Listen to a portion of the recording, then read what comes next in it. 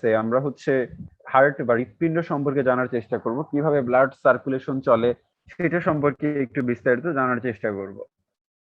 তো আজকে যেহেতু আমরা হার্ট নিয়ে জানবো, আমাদের একটু হার্ট নিয়ে ধারণা 9-10 খানিকটা ধারণার ছিল। তো তারপরে আজকে আমরা আরো খানিকটা নতুন কিছু জানার চেষ্টা করব, যে হৃৎপিণ্ড আসলে কিভাবে কাজ করে এবং টোটালি আসলে আমাদের হৃৎপিণ্ডের ভেতরে কি কি হয়। তো প্রথমেই যে জিনিসটা জানা দরকার সেটা হচ্ছে যে আমাদের যে হৃৎপিণ্ড, সেই হৃৎপিণ্ডটা সবার সমান না। মেল ফিমেল হার্টের সাইজ ভ্যারি করে। কারো হার্টের সাইজ খানিকটা ছোট, কারো হার্টের সাইজ খানিকটা বড়।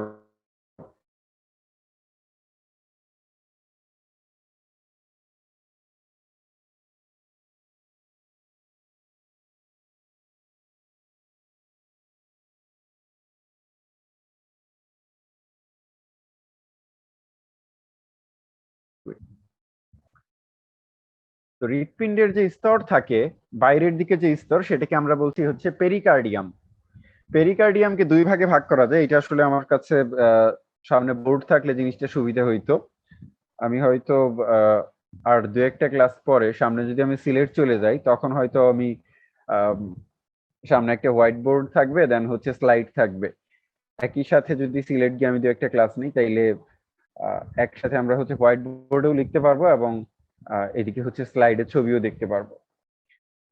তো আমাদের হৃৎপিণ্ডে যে স্তর থাকে, বাইরের দিকটাকে আমরা বলতেছি হচ্ছে, এই স্তরটাকে বলা হচ্ছে আমরা পেরিকার্ডিয়াম।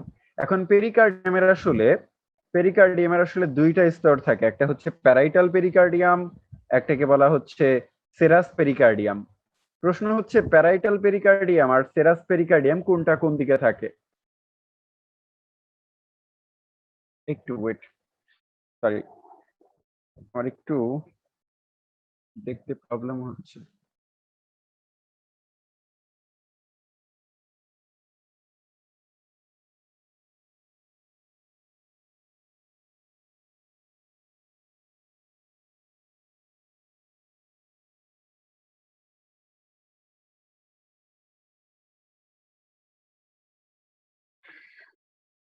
আচ্ছা, আমার ছবিগুলো প্রবলেম করতেছিল। আচ্ছা, ওকে, ফাইন। দেখো, আমাদের হার্ট নিয়ে আমরা কথা বলবো। ওকে, সো আমাদের হৃৎপিণ্ডের প্রধান যে কাজ হচ্ছে সেটা হচ্ছে গিয়ে আমাদের রক্ত সঞ্চালন, এটা নিয়ন্ত্রণ করা। দেখো, আমাদের দেহের, তোমার হাতের কথা চিন্তা করতে পারো, তোমার পায়ের কথা চিন্তা করতে পারো, তোমার মাথার কথা চিন্তা করতে পারো, এই প্রত্যেকটা অর্গানে বা প্রত্যেকটা অঙ্গে আমাদের ব্লাড সাপ্লাই দরকার। পায়ের একটা সেল কিংবা মাথার একটা সেল যে জায়গায় হচ্ছে আমাদের ব্লাড দরকার কন্টিনিউয়াসলি, বলা হয় যে আমাদের মস্তিষ্কে যদি 0.1 সেকেন্ড ব্লাড না যায়, তাহলে হচ্ছে আমরা হচ্ছে অজ্ঞান হয়ে যেতে পারি। সো এত কন্টিনিউয়াসলি যেহেতু আমাদের ব্লাডটা দরকার, আমাদের এই কন্টিনিউয়াস ব্লাড সাপ্লাইয়ের জন্য আমাদের হার্টকে পাম্প করতে হয়। সো আমাদের হৃৎপিণ্ড কি করে? পাম্পের মাধ্যমে সারা দেহে রক্ত পাঠায়। সে শুধুমাত্র অক্সিজেন যুক্ত রক্তই আমাদের বডির প্রত্যেকটা সেলে পাঠায় না, সে এই যে অক্সিজেন যুক্ত রক্তগুলো গিয়ে কার্বন ডাই অক্সাইড যুক্ত রক্তে পরিণত হয়, সেই ব্লাড গুলোকে আবার হচ্ছে ব্যাক করে নিয়ে আসে। ব্যাক করে নিয়ে আসার পর সেটা হচ্ছে আমাদের ফুসফুসে পাঠায়, দেন হচ্ছে ফুসফুস ফাইনালি সেই ব্লাডটাকে অক্সিজেন যুক্ত রক্তে পরিণত করে, দেন আবার সেটা হার্টে ফিরে আসে। সো আমাদের হৃৎপিণ্ড চাক্রিক ভাবে আমাদের আমাদের জন্মের আগে থেকে, মায়ের পেট থেকে জন্মানোর আগে থেকে আমাদের হৃৎপিণ্ড কাজ করে যাচ্ছে, এবং আমাদের যে শেষ মুহূর্তে অফ হয়ে যাবে, ঠিক সেই মুহূর্তে আমরা মারা যাব। তো খুবই অদ্ভুত একটা ব্যাপার, সেটা হচ্ছে যে আমাদের হৃৎপিণ্ড যে কাজ শুরু করে, যখন থেকে কাজ শুরু করে সেই সময়ের স্মৃতিও যেমন আমাদের মনে থাকে না, আমাদের হৃৎপিণ্ড ঠিক যে সময় কাজটা অফ করে দেয়, ম্যাক্সিমাম মানুষই সেইটা আসলে সেটা আসলে ফিল করতে পারে না। কারণ দেখা যায়, তুমি যদি হসপিটালাইজড হয়ে যদি মারা যাও, বা তুমি যদি অন্য কোনো খুব অসুখে ভুগে দীর্ঘদিন পরে মারা যাও, তাহলে দেখা যাবে কি তোমার, তাহলে দেখা যাবে যে তুমি আসলে এমন একটা স্টেজে চলে গেছো, লাস্টলি তোমার হার্ট যখন খুব স্লো স্লো বিট করতেছে, সেই মুহূর্তে তোমার আসলে কোনো মানে চেতনই নাই। হইতে পারে তুমি অজ্ঞান হয়ে গেছো, বা হইতে পারে তোমার আসলে আহ অত ঠিকঠাক মতন তোমার খেয়ালই নাই যে কি হচ্ছে তোমার সাথে। মনে হচ্ছে যে তোমার খুব কষ্ট হচ্ছে, তুমি জিনিসটা ফিল করতেছো, বাট আসলে যে কি হচ্ছে এই জিনিসটা পরিপূর্ণভাবে তুমি বুঝতে পারো না। তো আমাদের হার্ট যখন থেকে ফাংশন করতে শুরু করে এবং হার্টের লাস্ট বিট, এই দুইটা জিনিস আমরা খুব কম মানুষই ফিল করতে পারি যে এইটা আমার শেষ বিট। এই জিনিসটা এদিক থেকে ইন্টারেস্টিং। এখন দেখো, হৃৎপিণ্ড হচ্ছে সবার সমান হয় না, বলে যে সবার কলিজা সমান হয় না, তো কলিজা দিয়ে আসলে ব্যাপারটা কেন কম্পেয়ার করে আমি জানি না। সবার হার্ট সমান হয় না, এই জিনিসটা খানিকটা দিক থেকে এই দিক দিয়ে চিন্তা করলে সত্য যে সবার হার্ট সত্যি সত্যি সমান হয় না, কারো হার্ট খানিকটা ছোট বড় হয়। তো মেইলের সেই তুলনায় খানিকটা দেখতে পাবা যে বড় হয়, ফিমেলে খানিকটা ছোট হয়। যাই হোক, তো আমাদের হৃৎপিণ্ডের যেহেতু আমরা হৃৎপিণ্ড নিয়ে পড়াশোনা করবো, আমাদের হৃৎপিণ্ডের হচ্ছে কয়েকটা স্তর থাকে। হুম, আমাদের হৃৎপিণ্ডের 3টা স্তর থাকে, এটাকে বলা হচ্ছে এপিকার্ডিয়াম, মায়োকার্ডিয়াম, এন্ডোকার্ডিয়াম। ওকে, এখন হৃৎপিণ্ডের বাইরে একটা স্তর থাকে যেটা হচ্ছে আবরণী, যেটা হচ্ছে আমাদের হার্টের মতো আমাদের লাঙে থাকে, আমাদের মস্তিষ্কে থাকে, যেটাকে মেনিনজেস বলা হচ্ছে। তেমনি আমাদের সবকিছুরই বাইরের দিকে একটা স্তর থাকে। সেই স্তরের কাজ কি? খানিকটা প্রোটেকশন দেয়, খানিকটা অন্যান্য কাজ করে। যেমন আমাদের বডির বাইরের দিকে একদম যে লেয়ারটা থাকে, ত্বক বলি, ত্বকের বাইরের দিকে একটা স্তর থাকে এপিডার্মিস। তো এপিডার্মিস হচ্ছে আমাদের ধুলাবালি, আদার্স যে বিভিন্ন ক্ষতিকর ভাইরাস ব্যাকটেরিয়া যদি আসে সেটার বিরুদ্ধে খানিকটা প্রতিরক্ষায় ব্যবস্থা রাখে। হ্যাঁ, খানিকটা ত্বক এসিডিক হয়। এমনি আমাদের হৃৎপিণ্ডের বাইরের দিকে একটা স্তর থাকে, যেটাকে আমরা বলি হচ্ছে যেটাকে আমরা বলি হচ্ছে পেরিকার্ডিয়াম। হ্যাঁ, যেটাকে আমরা বলি পেরিকার্ডিয়াম। পেরি মানে হচ্ছে পরিধির দিকে, তার মানে হচ্ছে হার্টের চারপাশে থাকবে। এখন পেরি আমরা যে দুইটা ভাগে ভাগ করতে পারি, সেটা হচ্ছে সবার বাইরের দিকে যেটা থাকে একটা ফাইব্রাস বা আইসাকার একটা স্তর থাকে, সে আইসাকার স্তরকে বলা হচ্ছে ফাইব্রাস পেরিকার্ডিয়াম। ঠিক আছে, বাইরের দিকে একটা ফাইব্রাস পেরিকার্ডিয়াম একটা লেয়ার থাকবে। তো এই ফাইব্রাস পেরিকার্ডিয়ামের ভেতরের দিকে একটা লেয়ার থাকবে, যেটাকে আমরা বলতেছি হচ্ছে সেরাস পেরিকার্ডিয়াম। এই সেরাস পেরিকার্ডিয়াম, এইখানে একটু বোঝাতে কষ্ট হচ্ছে, সেরাস পেরিকার্ডিয়াম আসলে দুইটা স্তরে বিন্যস্ত থাকবে। ঠিক আছে, সেরাস পেরিকার্ডিয়ামের আসলে দুইটা লেয়ার থাকে, একটা হচ্ছে প্যারাইটাল, একটা হচ্ছে প্যারাইটাল, একটা হচ্ছে ভিসেরাল। এই কথাটা আমি যাকেই পড়াইছি এই অধ্যায়ে আগে এখানে ক্লাস করতেছো, এই কথাটা আমি সবসময় বলি যে ভিসেরাল সেটা মানে হচ্ছে ভিতরের দিকে থাকবে। এটা তুমি এইভাবে মনে রাখার চাইতে এটা মনে রাখতে পারো, আমাদের বডির প্রত্যেকটা অর্গানকে বলা হচ্ছে ভিসেরা। তার মানে আলটিমেটলি আমাদের হার্ট, আমাদের লাং, এই প্রত্যেকটা জিনিসকে বলা হয় ভিসেরা। তুমি মেডিকেলে ওঠার পর একদম ফার্স্ট ইয়ারে একদম শুরুর দিকেই তোমার হয়তো হার্ট নিয়ে পড়াশোনা শুরু করাবে, তো তারপর তোমাকে বলতে হবে যে হার্ট ধরে তোমাকে বলতে হবে this is the viscera of heart, this is the viscera of lung. Heart বলার সময় বলা হয় this is the viscera of heart with root of the great vessels. দেখো, বিভিন্ন ভেসেল বা রক্তনালী হচ্ছে হার্ট থেকে বেরোয় গেছে বা হার্টে প্রবেশ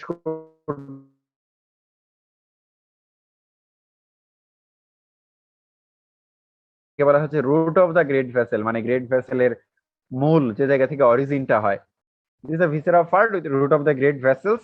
এখন এই হার্টের বাইরের দিকে একটা চকচকে যে লেয়ার থেকে, যে এখানে তুমি দেখতেছো হার্টটা হচ্ছে চকচক করতেছে, এই চকচক করার কারণ কি? চকচক করার কারণ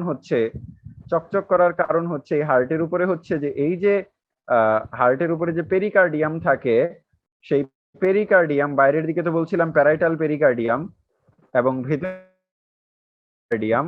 এই প্যারাইটাল পেরিকার্ডিয়াম থাকে বা বাইরের দিকে যে ফাইব্রাস পেরিকার্ডিয়াম থাকে, এইটার খানিকটা অংশ আমাদের হার্টের গায়ে লাগানো থাকে, যে কারণে হচ্ছে আমাদের হার্ট চকচক করে। ঠিক আছে, এই ফাইব্রাস পেরিকার্ডিয়াম, দেন হচ্ছে প্যারাইটাল পেরিকার্ডিয়াম, দেন হচ্ছে ভিসেরাল পেরিকার্ডিয়াম। এই যে ফাইনালি ভিসেরাল পেরিকার্ডিয়াম দেখতেছো যে থার্ড যে পার্টটা, হ্যাঁ, এই পার্টটা হচ্ছে আমাদের হার্টের গায়ে লাগানো থাকে মেইনলি। ভিসারাল পেরিকার্ডিয়াম ভিসারার গায়ে বা হার্টের গায়ে লাগানো থাকে, যে জন্য হচ্ছে হার্ট চকচক করে। হার্টের কি কি লেয়ার তুমি বলবা? হচ্ছে বাইরের দিকে ফাইব্রাস লেয়ার বা তন্তুময় বা আইসাকার একটা লেয়ার থাকে, ভেতরের দিকে হচ্ছে যে লেয়ার থাকে সেটাকে বলা হচ্ছে সেরাস পেরিকার্ডিয়াম। তো সেরাস পেরিকার্ডিয়াম আসলে দুই ভাগে বিভক্ত, একটা হচ্ছে বাইরের দিকে হচ্ছে প্যারাইটাল পেরিকার্ডিয়াম এবং ভিতরের দিকে যেটা সেটা হচ্ছে ভিসারাল পেরিকার্ডিয়াম। তো হার্টের লেয়ার কি কি, এই প্রশ্নটা কখনোই ভুল করো না, এটা অনেক ইম্পর্টেন্ট। ভেতরের দিকে যেটা থাকবে ভিসেরাল, এবং মাঝে যেটা আছে এটা হচ্ছে প্যারাইটাল, এবং একদম বাইরে যেটা থাকে এটা হচ্ছে ফাইব্রাস লেয়ার, একটা আইসাকার তন্তুময় আইসাকার লেয়ার। এই লেয়ার গুলো ইম্পর্টেন্ট। এখন তোমাদের হার্টের যে লেয়ারটা, এই ছবিটা খুব সুন্দর না? আমি আরেকটা ছবি দেখাবো। হার্টের ওই ছবিটা দেখানোর আগে একটু বেসিকলি বলে ফেলি। হার্টের 3টা লেয়ার, সেটা হচ্ছে গিয়ে তুমি জানো, পড়েও ফেলছো অনেকে অনেকে, এপিকার্ডিয়াম, মায়োকার্ডিয়াম, এন্ডোকার্ডিয়াম। এখন এপিকার্ডিয়াম, মায়োকার্ডিয়াম, এন্ডোকার্ডিয়াম এই 3টা স্তরের মাঝে যদি আমাকে জিজ্ঞেস করা হয় সবচেয়ে গুরুত্বপূর্ণ স্তর কোনটা, কেউ কি আমাকে বলতে পারো এখানে সবচেয়ে গুরুত্বপূর্ণ স্তর কোনটা আমাদের হার্টের? এনিওয়ান? মায়োকার্ডিয়াম। মায়োকার্ডিয়াম সবচেয়ে গুরুত্বপূর্ণ স্তর। মায়োকার্ডিয়াম কেন সবচেয়ে গুরুত্বপূর্ণ স্তর? সংকুচন মায়ো প্রসারণ হয়, এর জন্য রক্ত দেহের বিভিন্ন স্থানে যায়। এক্স্যাক্টলি। আমাদের মায়োকার্ডিয়ামের কারণে কি হয়, আমাদের হচ্ছে হৃৎপিণ্ডটা সংকুচন প্রসারণ হয়, যে কারণে হচ্ছে আমাদের ব্লাডটা সারা দেহে হচ্ছে প্রবাহিত হয়ে যেতে পারে, তাই না? তো এইটা খুব গুরুত্বপূর্ণ একটা লেয়ার। এখন কথা হচ্ছে কেন আমাদের হৃৎপিণ্ড সংকুচিত প্রসারিত হয়? আমাদের হার্ট বা হৃৎপিণ্ড সংকুচন প্রসারণের একটা গুরুত্বপূর্ণ কারণ হচ্ছে আমাদের হার্টের যে মাসেল থাকে, যেটাকে আমরা বলতেছি কার্ডিয়াক মাসেল, এই কার্ডিয়াক মাসেলে স্নায়ু উদ্দীপনা বা এক ধরনের বিশেষ ধরনের অ্যাকশন পটেনশিয়াল তৈরি হয়, এটাকে বলা হচ্ছে। তো অ্যাকশন পটেনশিয়াল জিনিসটা কি? এক ধরনের বিশেষ ধরনের উদ্দীপনা, যে উদ্দীপনার কারণে আমাদের আমাদের হৃৎপেশি সংকুচিত প্রসারিত হইতে পারে। এটা হৃৎপেশির একটা বিশেষ ধর্ম। হ্যাঁ, হৃৎপেশি সম্পর্কে যদি জানতে চাও তখন হচ্ছে এটা আমাকে কেউ জানতে চাইলে পরে এটা নিয়ে আমি বিস্তারিত কথাবার্তা বলতে পারবো। ফার্স্ট ইয়ারে উঠলেই ফিজিওলজিতে এই জিনিসটা পাবা যে হৃৎপেশির কিছু বিশেষ ধরনের ফিচার আছে, তার মধ্যে একটা খুব গুরুত্বপূর্ণ ফিচার আছে, এটা হচ্ছে এক্সাইটেবিলিটি, বা এটা হচ্ছে উত্তেজিত হইতে পারে। তার মানে এটা পরবর্তীতে কি হইতে পারে, এটা হচ্ছে সংকুচিত প্রসারিত হইতে পারে উত্তেজিত হয়ে। তাইলে এই যে হৃৎপেশির সংকুচন প্রসারণ, এটা হচ্ছে আমাদের হৃৎপিণ্ডের কোন স্তর? আমাদের মায়োকার্ডিয়াম, যেটা সেই স্তর সংকুচিত প্রসারিত হবে। এই জন্য আসলে এই মায়োকার্ডিয়াম সংকুচন প্রসারণ হওয়ার কারণে আমাদের আসলে রক্তটা হার্ট থেকে সারা দেহে চলে যায়। দেখো, তুমি পড়ছো আমাদের একটা সেলে মাইটোকন্ড্রিয়া থাকে, যেখানে আমাদের আমাদের শ্বসন প্রক্রিয়া সম্পন্ন হয়। তো মাইটোকন্ড্রিয়া যে শ্বসন সম্পন্ন হবে তার জন্য আসলে কি দরকার? তার জন্য দরকার অক্সিজেন। এখন এই অক্সিজেনটা কই থেকে আসবে? আসবে আমাদের ব্লাড থেকে। ব্লাড অক্সিজেন কিভাবে ক্যারি করে নিয়ে আসবে? এটা আমাদের এই হার্টের পাম্পের মাধ্যমে। তো আমাদের হার্ট আসলেই খুবই গুরুত্বপূর্ণ একটা অর্গান, যেটা আমাদের আসলে খুব ইম্পর্টেন্ট একটা ভূমিকা রাখতেছে আমাদের বডিতে। তো চলো আমরা একটু স্তর সম্পর্কে আরেকটু বিস্তারিত দেখি। দেখো, তুমি হার্টকে যদি একটু লেয়ারে লেয়ারে বিন্যস্ত করো, তাইলে দেখবা যে হার্টের যে লেয়ার গুলা থাকে সেখানে একদম ভেতরের দিকে থাকতেছে হচ্ছে এই লেয়ারকে বলা হচ্ছে এন্ডোকার্ডিয়াম, তাই না? এন্ডোকার্ডিয়াম তুমি বলতেছিলে হৃদ কপাটিকা গুলা তৈরি করে। আমাদের হার্টে যে কপাটিকা গুলা থাকে, যেগুলো হচ্ছে ব্লাডকে শুধুমাত্র একদিকে প্রবাহিত হইতে দেয়, বিপরীত দিকে প্রবাহিত হতে দেয় না, সেই সেই জিনিসগুলো হচ্ছে তৈরি করে এন্ডোকার্ডিয়াম, বা হৃদ কপাটিকা গুলোকে ঢেকে রাখে আসলে। ঠিক আছে? আমাদের এই যে এখানে দেখো, এখানে যে হৃদ কপাটিকা গুলো থাকে, এই হৃদ কপাটিকা গুলো ভিতরের যে স্তরটা, একদম ভিতরের লেয়ারটা, এগুলো কিন্তু আসলে ঢেকে রাখতেছে, মানে একদম ভেতরের স্তরটা। ওকে, মাঝে যে লেয়ারটা সেটাকে বলা হচ্ছে মায়োকার্ডিয়াম। দেখো, তুমি দেখতেছো মায়োকার্ডিয়াম কতটা মাংসল, এটার কতটা পুরুত্ব কতটুকু? মায়োকার্ডিয়ামের পুরুত্ব কিন্তু অনেকটুকু। তো এই যে মায়োকার্ডিয়ামের পুরুত্ব অনেকটুকু হওয়ার কারণে আসলে এটা হচ্ছে সংকুচন প্রসারণে ভূমিকা রাখে। তার বাইরের দিকে থাকে হচ্ছে এপিকার্ডিয়াম, সেইখানে তার বাইরের দিকে থাকে হচ্ছে আমাদের পেরিকার্ডিয়াম। তো এইভাবে আমাদের হার্টের স্তরগুলো থাকে আসলে। মায়োকার্ডিয়াম সম্পর্কে আমরা আরো একটু বিস্তারিত জানবো। তার আগে একটু বলে রাখি, এইখানে দেখো ফ্যাট ফ্যাট সাবস্টেন্স যে জিনিসগুলো দেখতেছো, এই ফ্যাট সাবস্টেন্স গুলা কই লাগানো থাকে? তোমার বইয়ে পড়তে গেলে দেখবা যে এপিকার্ডিয়ামে এই ফ্যাট সাবস্টেন্স গুলো লাগানো থাকে এপিকার্ডিয়ামের গায়ে। তাহলে এপিকার্ডিয়ামে থাকে হচ্ছে ফ্যাট সাবস্টেন্স, মায়োকার্ডিয়াম সংকুচন প্রসারণে গুরুত্বপূর্ণ ভূমিকা রাখে, এবং এন্ডোকার্ডিয়াম আমাদের যে হৃদ কপাটিকা আছে সেগুলোকে ঢেকে রাখে এবং আমাদের হার্টের সবচেয়ে ভেতরের দিকটা তৈরি করে। এই জিনিসটা অনেক বেশি ইম্পর্টেন্ট, এখান থেকে পরীক্ষায় প্রশ্ন আসে প্রায়। তো এইটা কখনোই ভুল করা যাবে না। যদি এই ছবিটা দরকার পড়ে গুগল করে নিও, পাবা, বা না পাইলে আমাকে জিজ্ঞেস করো, আমি হচ্ছে এই ছবিটা পাঠিয়ে দিব গ্রুপে। ঠিক ওই আছে? যে আচ্ছা, এপিকার্ডিয়ামে যে ফ্যাট গুলা থাকে, ওগুলা কাজ কি? এপিকার্ডিয়ামে আসলে ফ্যাট গুলা থাকে, এটা বাইরের দিকে এক্সট্রা একটা লেয়ার তৈরি করতেছে। এই ফ্যাট এক্সট্রা কোনো হার্টকে কোনো শক্তি দিবে না। এই ফ্যাটটা আসলে থাকা উল্টা আরো ক্ষতি। আমাদের হার্টে যদি এরকম বেশি বেশি ফ্যাট জমা হয়, তাহলে এটা উল্টা ক্ষতি। এটা কখন ক্ষতি? যদি আমাদের এইখানে দেখো ভিতরের দিকে, এই যে এখানে ছবিতে দেখা যাচ্ছে, সেটা হচ্ছে এই যে করোনারি ভেসেলস, আমাদের এই হৃৎপিণ্ডের যে ভেসেলস বা রক্তনালী যে জিনিসগুলো থাকে, এই রক্তনালীর মধ্যে যদি ফ্যাট জমে তাহলে এটা ক্ষতিকর। বাট এমনিতেই আমাদের বডিতে প্রত্যেকটা অর্গানের ভেতরের দিকে আসলে ফ্যাট জমে। এই ফ্যাট জমাটা আসলে এটার এক্সট্রা কোনো বেনিফিটস নাই, আমাদের প্রত্যেকটা অর্গানের ভিতরের দিকে আসলে খানিকটা চর্বি জমে। তুমি যদি ছাগল বা গরু এদের যদি কোরবানির পর দেখো তাহলে দেখবা যে এদের প্রত্যেকটা অর্গানের ভিতরে আসলে ফ্যাট জমতে থাকে। তুমি যখন হচ্ছে চর্বি জাতীয় খাবার বেশি খাবা, তোমার প্রত্যেকটা অর্গানের গায়ে আসলে এইভাবে চর্বি জমতে থাকবে। ঠিক আছে, কারোর কম থাকে কারো বেশি থাকে, বাইরের দিকে যদি থাকে এটা কোনো ক্ষতি করে না, বাট এটা যদি করোনারি ভেসেলস বা হৃদ কপাটিকার ভেতরে থাকে তাহলে এই জিনিসটা বেশ ক্ষতিকর হয়। কিভাবে ক্ষতিকর হয় সেটা আশা করি জানো, যে আমাদের এই ভেসেল গুলা হচ্ছে অনেক সময় বন্ধ হয়ে যায়, যে কারণে হচ্ছে আমাদের ব্লাড সার্কুলেশন ঠিকঠাক মতন হয় না, যে কারণে আসলে আমাদের বুকে ব্যথা হয়, আমাদের মানুষ মারাও যাইতে পারে, হার্ট অ্যাটাক হয়, যে কারণে মানুষ মারাও যায়। এবং এই ঘটনাটা এই ঘটনাটা ফিমেলের চেয়ে মেইলে বেশি হয়। তোমরা হচ্ছে এটা পড়ছো, এটা আছে হচ্ছে তোমাদের বোটানিতে তৃতীয় অধ্যায় কোষ রসায়নের অধ্যায়ে। সেইখানে আমি পড়ানোর সময় বলছিলাম যে এই জিনিসটা ছন্দের মাধ্যমে মনে রাখতে, এইচডিএল ভালো স্ত্রী মানে হচ্ছে আলটিমেটলি এইচডিএল বা হাই ডেনসিটি লিপোপ্রোটিন যেটা, সেটা হচ্ছে আমাদের বডির জন্য ভালো এবং স্ত্রী দেহে বেশি থাকে। হ্যাঁ, কিন্তু এলডিএল যেটা হচ্ছে লো ডেনসিটি লিপোপ্রোটিন বা কোলেস্টেরল যেটা, সেটা হচ্ছে আমাদের বডির জন্য ক্ষতিকর এবং সেটা পুরুষের দেহে বেশি থাকে, যে কারণে হচ্ছে তুমি যত বেশি বুকে ব্যথা নিয়ে মারা যাওয়ার খবর শুনবা সবগুলাই দেখবা যে পুরুষ মারা যায়, হার্ট অ্যাটাক করে মারা যায়, এরকম খবর তুমি যদি শোনো, খুব রেয়ারলি তুমি পাবা যে একটা মেয়ে মারা গেছে। ম্যাক্সিমামে মারা যাবে একটা ছেলে। তার কারণ কি? কারণ হচ্ছে এই ক্ষতিকর যে কোলেস্টেরলটা এটা ছেলেদের দেহে বেশি থাকে এবং ছেলেরা হৃদরোগে বেশি মারা যায়। একদম প্রমাণিত সত্য। নেক্সট যে হৃদরোগে মারা গেছে খবরটা শুনবা, দেখবে এটাও কোন একটা ছেলেই হবে হয়তো। এইটা খুব গুরুত্বপূর্ণ কথা, যে আমাদের এই যে চর্বি জাতীয় কারণে বা কোলেস্টেরলের কারণে যে মারা যায়, ম্যাক্সিমাম মারা যায় ছেলে। এবং এইটা একটা বয়সের পরে যখন 45-50 ক্রস করে যায়, তখন তার হার্টের এই এই ধরনের ঘটনা হয়ে চর্বিযুক্ত তার কারণে বা কোলেস্টেরলের কারণে মারা যাওয়ার সম্ভাবনা অনেক বেড়ে যায়।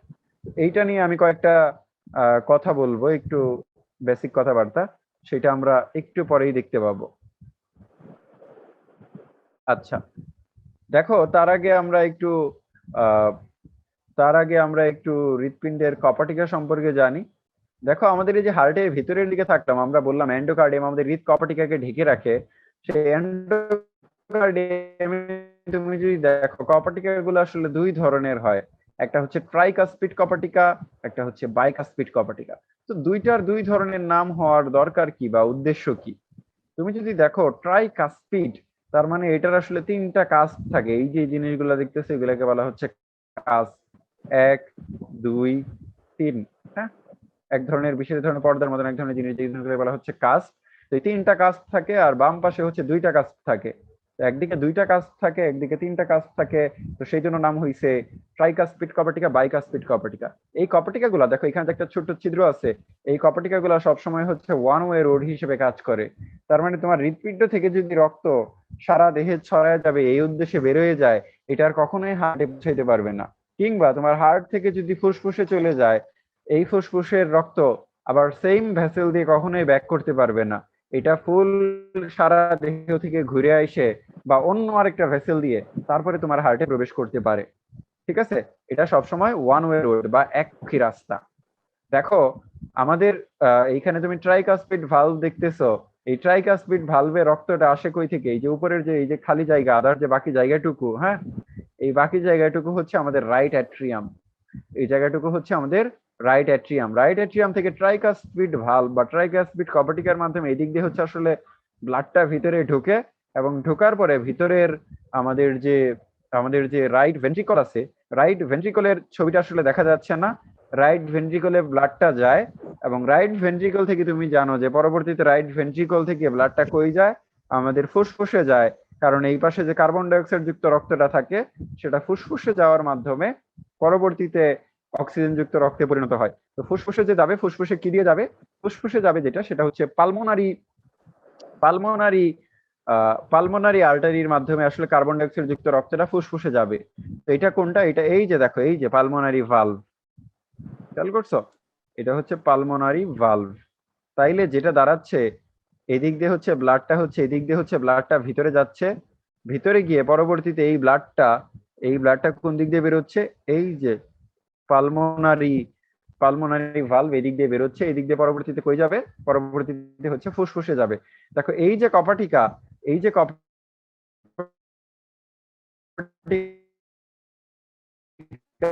এই কপাটিকাকে বলা হচ্ছে সেমি লুনার কপাটিকা বা অর্ধ, যেটা কি আমাদের রক্ত যে রাইট ভেন্ট্রিকল থেকে আমাদের ফুসফুসে যাচ্ছে, রক্ত ফুসফুসে যাচ্ছে। হ্যাঁ, এইটা একটা যেমন পালমোনারি ভালভ দিয়ে যাচ্ছে, তেমনি ভাবে আমাদের লেফট ভেন্ট্রিকল থেকে যে রক্তটা সারা দেহে যাচ্ছে সেটা হচ্ছে আমাদের অ্যাওর্টিক ভালভ। হ্যাঁ, অ্যাওর্টিক ভালভ দেন হচ্ছে আমাদের অ্যাওর্টা দিয়ে বা মহাধমনী দিয়ে রক্ত সারা দেহে যাচ্ছে। এইখানেও কিন্তু একটা কপাটিকা আছে, এই কপাটিকাকেও বলা হচ্ছে সেমি লুনার কপাটিকা। এই কপাটিকাকেও বলা হচ্ছে সেমি লুনার কপাটিকা। তো সেমি লুনার কপাটিকা কেন বলা হচ্ছে? সেমি লুনার মানে লুনেট শেপ মানে হচ্ছে অর্ধচন্দ্রাকৃতির কপাটিকা। ঠিক আছে, এই যে কপাটিকা, এই কপাটিকাটা হচ্ছে অর্ধচন্দ্রাকৃতির, এই যে কপাটিকা, এই কপাটিকাটা হচ্ছে অর্ধচন্দ্রাকৃতির কপাটিকা। এই জন্য এটাকে বলা হচ্ছে সেমি লোনার বা অর্ধচন্দ্রাকৃতির কপাটিকা। সেমি মানে অর্ধেক। ঠিক আছে, তো কপাটিকা সম্পর্কে আমরা জানলাম বেসিক কথাবার্তা। এইবার যদি আমরা একটু দেখি তাহলে দেখবো যে আমাদের এই যে হৃৎপিণ্ডের কপাটিকা দিয়ে আসলে সারা দেহে রক্ত সঞ্চালিত হচ্ছে, সেই সঞ্চালিত হবে কিভাবে সেই প্রসেসটা আমরা জানবো। বাট আমরা যদি মোটা হয়ে যাই, আমাদের যদি অবেসিটি হয়, তাহলে সমস্যাটা কি? দেখো এই ডান পাশের ছবিটাতে এখানে বলা হয়েছে যে nearly a third of adults and quarter of children, মানে 4/3 ভাগ বৃদ্ধ এবং 4/1 ভাগ শিশু টুডে আর ওভারওয়েট বা অতিরিক্ত ওজনের হয়ে থাকে, according to report by the global burden of disease study published in the Lancet medical journal. একটা মেডিকেল জার্নালে একটা ইনফরমেশন প্রকাশ করা হয়েছে, সেখানে বলা হয়েছে with rise in blood mass index risk for coronary heart disease also increase. Obesity also can lead to heart failure. আমাদের যদি চর্বি বাড়ে বডিতে, দেন হচ্ছে আমাদের হার্ট ফেল করার একটা সম্ভাবনা আছে, এবং কি হইতে পারে? আমাদের হচ্ছে করোনারি হার্ট ডিজিজ হইতে পারে। তার মানে আমাদের হচ্ছে হার্ট অ্যাটাক হইতে পারে, আমাদের খুব গুরুত্বপূর্ণ বুকে ব্যথা হইতে পারে, যেটাকে আমরা এনজাইনা বলতেছি। এরকম আরো কিছু সমস্যা আমাদের দেখা যেতে পারে। এই যে সমস্যাগুলো দেখা যেতে পারে, এটা কেন হয়? আমাদের যদি বডিতে চর্বির পরিমাণ বাড়ে, কোলেস্টেরলের পরিমাণ বাড়ে। সো শিশুদেরও যেহেতু 4/1 আক্রান্ত হওয়ার পসিবিলিটি থাকে করোনারি হার্ট ডিজিজে, ওভারওয়েটের জন্য সম্ভাবনা বাড়ে। সো একটু চর্বি জাতীয় খাবারগুলো কন্ট্রোল করে খাইতে হবে। ঠিক আছে, যারা একটু স্বাস্থ্য সচেতন, একটু চর্বি জাতীয় খাবারগুলো আমাদের কন্ট্রোল করে খাইতে হবে। এটা একটা ইম্পর্টেন্ট কথা, যেহেতু আমরা হার্ট নিয়ে পড়তেছি। দেখো এখানে আরেকটা জিনিস অ্যাড করতে, এটা একটু জানা দরকার আমাদের। Underlying conditions that contribute to diastolic dysfunction and diastolic heart failure. তুমি শুধু এটা মনে রাখো, আমাদের হার্ট ফেলিওরের জন্য কিছু কারণ আছে। কারণগুলো কি কি, সেই কারণগুলো আমরা এইখানে একসাথে দেখার একটা ব্যবস্থা করতে চেষ্টা করছি। সেটা হচ্ছে দেখো এখানে স্যাডেন্টারি লাইফস্টাইল, মানে তুমি যদি একটু আরামায়েশে জীবনযাপন করো, যে হাঁটাচলা করো না, কিচ্ছু করো না, তাহলে রিস্ক বাড়ে। তোমার যদি হাইপার টেনশন থাকে, তোমার যদি ব্লাড প্রেশার অনেক বেশি থাকে, তারপর তোমার যদি করোনারি আর্টারি ডিজিজ থাকে, তার মানে তোমার করোনারি আর্টারিতে এই যে সাদা সাদা দেখো, এই সাদা সাদা জিনিসগুলো হচ্ছে আসলে চর্বি জাতীয় পদার্থ বা কোলেস্টেরল, এই জিনিসগুলো জমা হয়ে যায়। এরকম যদি ঘটনা ঘটে, তাইলে হচ্ছে হার্টের ফেলিউরের একটা সম্ভাবনা আছে। আর্টেরিয়াল ফাইব্রিলাইজেশন এটা আপাতত তোমাদের নাই। ডায়াবেটিস যদি থাকে তোমার, তারপর হচ্ছে ওবেসিটি যদি থাকে, তোমার ওজন যদি বেশি হয়, এবং তুমি যদি ঠিকঠাক না ঘুমাও, এবং তুমি যদি ঠিকঠাক না ব্রেথ বা শ্বাস প্রশ্বাস কন্টিনিউ করো, তো এইটাও একটা কারণ। হ্যাঁ, দেখা যায় যে ঠিকঠাক মতো ঘুম যদি ঠিকঠাক মতো না হয়, স্লিপ ডিসঅর্ডার ব্রিথিং, তাইলে তোমার যে নিঃশ্বাস শ্বাস প্রশ্বাস এটাতেও প্রবলেম হইতে পারে, এবং তোমার হার্টে প্রবলেম হইতে পারে। তো এটা গুরুত্বপূর্ণ একটা ব্যাপার যে তোমার একদম শুয়ে বসে থাকা যাবে না, এবং একদম শুধু ঘুমানো যাবে না, বা কি বলে একদমই শুধু অলস জীবন যাপন করা যাবে না, একটু কাজ করতে হবে, এবং চর্বি জাতীয় খাবার কম খাইতে হবে। এবং স্টুডেন্ট লাইফ, যেহেতু স্টুডেন্টরা অবশ্যই কাজ বেশ ভালোই করে, কিন্তু তাদের শারীরিক ফিজিক্যাল ওয়ার্কটা একটু কম হয়। সো যাদের পসিবল হবে একটু বিকেল করে হাঁটা চলার চেষ্টা করবে, যাতে হচ্ছে তোমার হার্ট ভালো থাকে। এটা আমার জন্য বলতেছি না, তোমার জন্য বলতেছি। যদি তুমি মানে দীর্ঘদিন বেঁচে থাকতে চাও, আর তুমি যদি চাও যে না আমি 20, 30, 40 বছর 50 বছরেই মারা যাব, বা আমার হার্টের প্রতি এত কোনো মায়া মমতা নাই, তাইলে সেটা ভিন্ন ব্যাপার। বাট তুমি যদি বেশি দিন বেঁচে থাকতে চাও তাইলে অবশ্যই তোমার হার্টের প্রতি কেয়ারফুল থাকতে হবে। তো চলো আমরা হার্টের যে ব্লাড সার্কুলেশন হয় সেটা কিভাবে হয় সেটা সম্পর্কে আমরা একটু জানি। হার্টের যে ব্লাড সার্কুলেশন হয় এটা তোমরা 9-10-এ পড়ছো, সো আমরা এটা একটু দ্রুতই পড়ে শেষ করার চেষ্টা করব, কারণ এটা যেহেতু আমরা আগেই পড়ছি। তো আমাদের হার্টের যে ব্লাড সার্কুলেশন, এখানে তুমি দেখবা কি হবে, আমাদের দেহের উপরের অংশ থেকে যে কার্বন ডাই অক্সাইড যুক্ত রক্ত সেটা কি আনবে, সুপিরিয়র ভেনা কেভা। এবং দেহের নিচের অংশ থেকে যে কার্বন ডাই অক্সাইড যুক্ত রক্ত সেটা এটাকে নিয়ে যাবে, সেটা হচ্ছে ইনফেরিয়র ভেনা কেভা। তাইলে সুপিরিয়র ভেনা কেভা আর ইনফেরিয়র ভেনা কেভা এই দুইটার মাধ্যমে আসবে, এটা আসবে হচ্ছে আমাদের ডান অ্যাট্রিয়ামে। হ্যাঁ, ডান অ্যাট্রিয়াম, বা তোমরা অনেকেই পড়ছো বাংলায় ডান অলিন্দ। রক্ত কোথায় আসলো আমরা জানলাম। এইবার দেখো ডান অ্যাট্রিয়াম থেকে রক্তটা আমাদের কই যাবে, সেটা হচ্ছে আমাদের ডান ভেন্ট্রিকলে যাবে এই দিক দিয়ে। এখন কথা হচ্ছে বাধার সম্মুখীন হবে তারা। এখানে একটা দরজার মতন একটা জিনিস আছে যেটাকে বলা হচ্ছে ট্রাইকাসপিড ভালভ। ট্রাইকাসপিড ভালভ কি সেটা আমরা দেখছি, তাই না? এখন ট্রাইকাসপিড ভালভ যে এখানে হচ্ছে থাকবে, সেটার কাজ কি? সেটার কাজ হচ্ছে এই সার্কুলেশনটা, বা এই যে রক্তটা আসবে সেই রক্তটাকে হচ্ছে ওয়ান ওয়ে মুভমেন্ট করানো। মানে সেইটা ডান এট্রিয়াম থেকে কেবলমাত্র ডান ভেন্ট্রিকলে যেতে পারবে। এটা কখনোই উল্টা দিকে ব্যাক করতে পারবে না। এটা পসিবল না, ঠিক আছে? তো এই জিনিসটা আমরা বুঝলাম। এইবার দেখো, এটা তো আমাদের বাম পাশের কথা বললাম, আমাদের ডান পাশে কি হবে? আমাদের ডান পাশে একই সময়ে ফুসফুস থেকে আসবে পালমোনারি শিরার মাধ্যমে। দেখো, পালমোনারি শিরার মাধ্যমে এইখানে আসবে অক্সিজেন যুক্ত রক্ত। পালমোনারি শিরার মাধ্যমে আসবে কি, অক্সিজেন যুক্ত রক্ত। একটা ডান একটা বাম, যেহেতু আমাদের দুইটা ফুসফুস, তাহলে অক্সিজেন যুক্ত রক্ত আসার পর এটা কই যাবে, ডান অ্যাট্রিয়াম থেকে যাবে হচ্ছে ডান ভেন্ট্রিকলে। ডান ভেন্ট্রিকলে। দেখো এদিকে ডান অ্যাট্রিয়াম থেকে ডান ভেন্ট্রিকলে যাচ্ছে, এবং এবং এইখানে একটা বাধার সম্মুখীন হবে যেটাকে আমরা বলতেছি বাইকাসপিড কপাটিকা। এখন বাইকাসপিড কপাটিকার আরেকটা নাম আছে। এই বাইকাসপিড কপাটিকার আরেকটা নাম সেটা হচ্ছে মাইট্রাল কপাটিকা। কি বলে? সেটার আরেক নাম হচ্ছে মাইট্রাল কপাটিকা। তাইলে এই মাইট্রাল কপাটিকা দিয়ে আসলে রক্তটা আমাদের বাম অলিন্দ থেকে বাম নিলয় বা বাম ভেন্ট্রিকলে যাবে। এটা কি যুক্ত রক্ত? এটা হচ্ছে, যেহেতু আমাদের ফুসফুস থেকে আসছে, ফুসফুস থেকে আসার কারণে এই রক্তটা হচ্ছে অক্সিজেন যুক্ত রক্ত। এই রক্তটা হচ্ছে অক্সিজেন যুক্ত রক্ত, ঠিক আছে? এখানে রক্তটা হচ্ছে অক্সিজেন যুক্ত, আর এই পাশে রক্তটা হচ্ছে কার্বন ডাই অক্সাইড যুক্ত রক্ত। ওকে, সো দেখো আমাদের যে এই পাশের অক্সিজেন যুক্ত রক্তটা পরবর্তীতে কি হবে, পরবর্তীতে অক্সিজেন যুক্ত রক্তটা এই যে দিক দিয়ে আমাদের এওর্টার মাধ্যমে এটা কই যাবে, এটা হচ্ছে আমাদের ফুল বডিতে, বা এটা আমাদের সারা দেহে চলে যাবে, ঠিক আছে? এখানে এক একটা ভেসেল দিয়ে অক্সিজেন যুক্ত রক্ত আমাদের সারা দেহে চলে যাবে। আর কার্বন ডাই অক্সাইড যুক্ত রক্ত যে ছিল এই পাশে, এই কার্বন ডাই অক্সাইড যুক্ত রক্তটা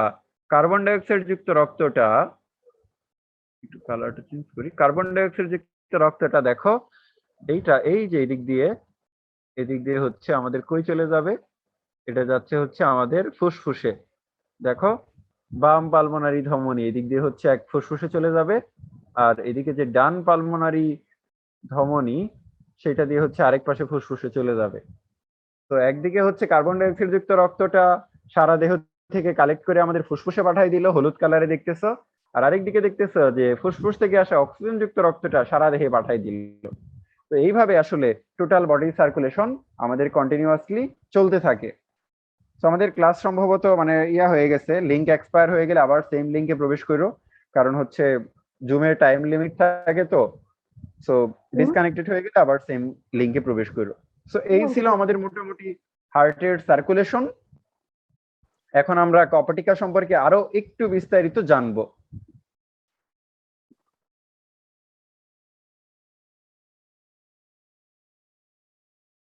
আচ্ছা, এখন ডিসকানেক্টেড হয়ে যাবে হয়তো, তো এই জন্য আমরা একটু ওয়েট করি জাস্ট। হ্যাঁ, ডিসকানেক্ট।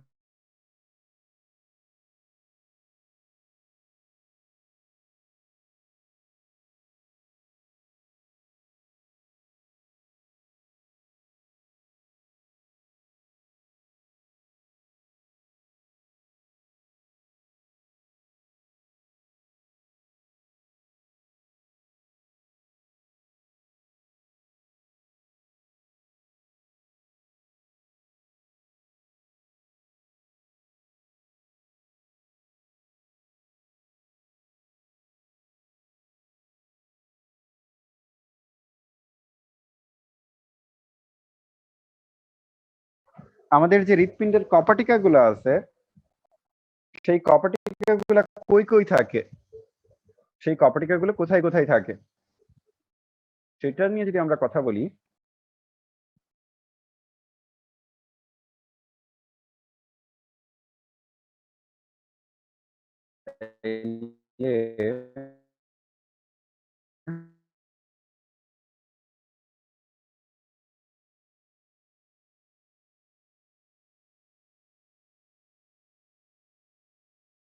বলতে পারবা যে ইউস্টেশিয়ান কপাটিকা কোথায় থাকে? সেটা তো দেওয়াই আছে। ইউস্টেশিয়ান কপাটিকা থাকে হচ্ছে ইনফিরিয়র ভেনা কেভা ও ডানেট্রিয়ামের সংযোগস্থলে। এখন ইনফিরিয়র ভেনা কেভা এর সংযোগ স্থলে ডানেট্রিয়ামের সাথে ইউস্টেশিয়ান কপাটিকা থাকে, তাইলে সুপিরিয়র ভেনা কেভা আর ডানেট্রিয়ামের সংযোগ স্থলে কোনো কপাটিকা কেন থাকে না? বলো দাসপ্রিয়া, বলো।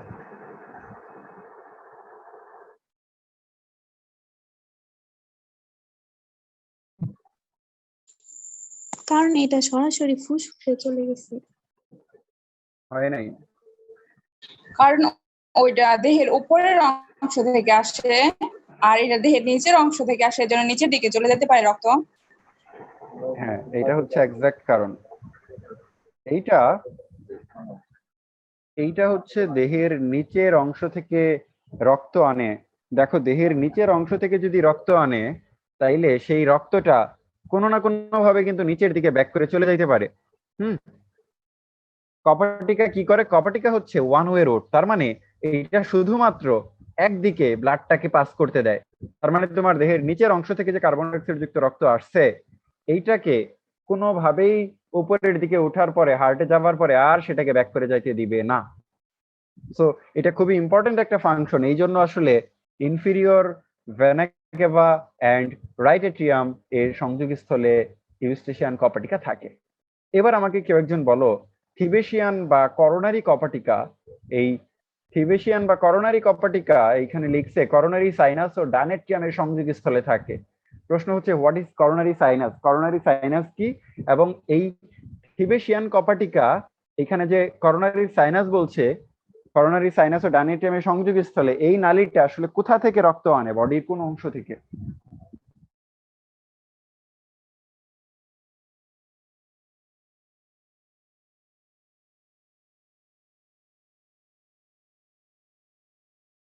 বুঝি নাই।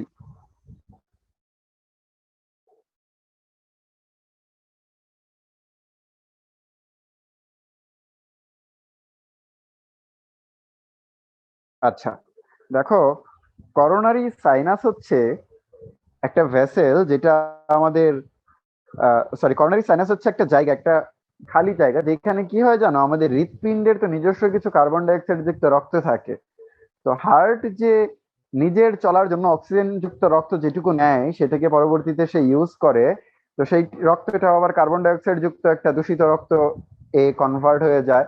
দূষিত রক্তই বললাম যেহেতু সেটা আবার পিউরিফাই করতে হবে, সেটাকে যেহেতু আবার হৃৎপিণ্ডে ব্যবহার করতে পারে না। তো এই কার্বন ডাইঅক্সাইড যুক্ত রক্তটা কই পাঠায়? আমাদের রাইট অ্যাট্রিয়ামে পাঠায়, করোনারি ভেসেলস এর মাধ্যমে। তো এই রাইট অ্যাট্রিয়ামে আসার পর সেই ব্লাডটা যে রাইট এট্রিয়ামে উন্মুক্ত হবে, সেই ভেসেলস এর মুখে একটা জায়গা থাকে, সেটাকে বলা হচ্ছে করোনারি সাইনাস। ঠিক আছে, হার্টের কার্বন ডাইঅক্সাইড যুক্ত রক্তগুলো ভেসেল নিয়ে যে জায়গায় যায় সেই জায়গাটাকে বলা হচ্ছে করোনারি সাইনাস। সেটা হচ্ছে রাইট এট্রিয়ামের সংযোগস্থলে থাকে ওইখানে একটা জায়গায়। তো পরবর্তীতে যে সেইখান থেকে যে ব্লাডটা রাইট এট্রিয়ামে যাবে, সেইখানে একটা কপাটিকা থাকে তার মাঝে, সেটাকে বলা হচ্ছে থিবেশিয়ান কপাটিকা বা করোনারি কপাটিকা। ঠিক আছে, আচ্ছা, ইনফিরিয়র ভেনাকে বা দেহের উপরের নিচের অংশ থেকে আনে, সুপিরিয়র ভেনাকে উপরের অংশ থেকে আনে, এবং হৃৎপিণ্ড থেকে আনা রক্ত যে রাইট এট্রিয়ামে উন্মুক্ত হবে সেইটার মুখে যে কপাটিকা সেটাকে বলা হচ্ছে করোনারি কপাটিকা বা টিবেশিয়ান কপাটিকা। এবং হৃৎপিণ্ডে যে আর্টারি বা ধমনী রক্ত সাপ্লাই দেয় সেটাকে বলা হচ্ছে করোনারি আর্টারি। ঠিক আছে, তো এইটুকু সম্পর্কে জানা গেল, আমরা হৃৎপিণ্ডের কপাটিকা সম্পর্কে জানলাম। এখন আমরা খুব গুরুত্বপূর্ণ একটা জিনিস সম্পর্কে জানবো, যেটা আমাদের বইয়ে এই অধ্যায়ে বিস্তারিত আলাপ আলোচনা করা নাই, বাট এটা আমাদের জানা খুব জরুরি।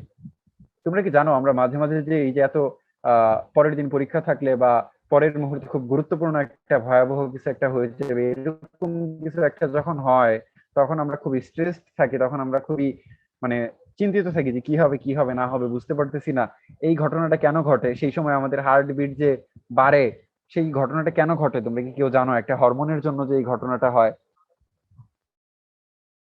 আমি একদিন গ্রুপে লিখছিলাম, এই যে আমাদের যখন আমরা অতিরিক্ত উত্তেজিত হয়ে যাই, আমরা স্ট্রেসড ফিল করি বা এরকম একটা সমস্যা হয়, এই ঘটনাটা কেন হয় আমাদের সাথে? আমরা যখন অনেক উত্তেজিত কোনো একটা সিরিয়াস একটা মোমেন্টে থাকি, কি হবে না হবে এরকম একটা চিন্তা করি, পরের দিন রেজাল্ট দিবে, একটা হরমোনের জন্য। সেই হরমোনের নাম হচ্ছে কর্টিসল। ঠিক আছে, তো তুমি যখন হাইপার হয়ে যাও বা তুমি একটা প্রেসারে থাকো, তখন তোমার বডিতে কর্টিসল সিক্রেশন হয়। এবং কর্টিসল কি করে জানো? কর্টিসল খুব গুরুত্বপূর্ণ একটা কাজ করে, সেটা হচ্ছে তোমার বডির ব্লাডে ইমিডিয়েটলি কিসের পরিমাণ বাড়ায়? ব্লাড গ্লুকোজের পরিমাণ বাড়ায়। তখন তোমার শরীর ভাবতে থাকে যে আমি এই মুহূর্তে আমার খুব গুরুত্বপূর্ণ কাজ করতে হবে। দেখো, সাপোজ আহ তুমি খুব তোমার পিছনে কেউ একজন দৌড়াচ্ছে, তোমাকে ধরতে চাইতে,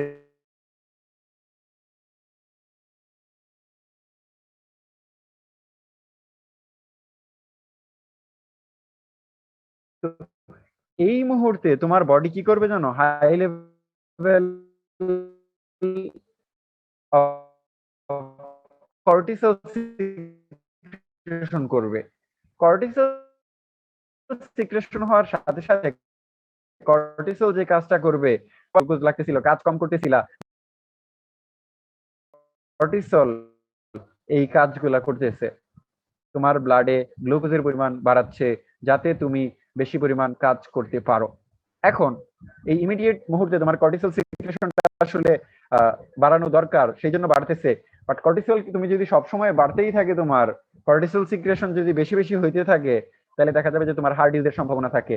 এই জন্য যাদের হৃদরোগের সম্ভাবনা আছে, বাবা মাদের বা এই বয়সী লোকদের বলা হয় টেনশন কম করতে বা অতিরিক্ত দুশ্চিন্তা না করতে। তাতে করে কি ঘটনা ঘটবে?